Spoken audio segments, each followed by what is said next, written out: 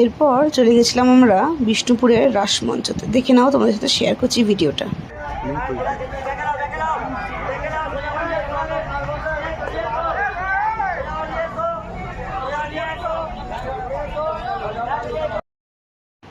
তারপরে কিছু ফটো টটো তুলে এই যে রাসমঞ্চের বিষয়ে অনেক ইম্পর্ট্যান্ট ইনফরমেশন এখানে দেওয়া ছিল, সেগুলোরও কিছুটা ক্লিপিংস নিয়ে তোমাদের সাথে শেয়ার করলাম।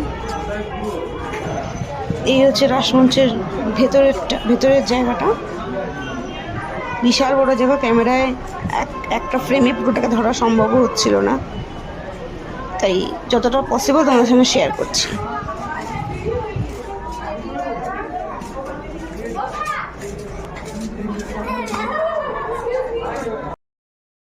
আমি কোথাও যাবো আর সেখানে গিয়ে ক্যাত মারবো না, তা তো হয় না। এই যে একটু মেরে নিচ্ছি ক্যাত। এরপরে দেখা হবে তোমাদের সাথে আরেকটা নতুন স্পটে বিষ্ণুপুরের। ততক্ষণের জন্য বাই, কিপ সাপোর্টিং মি।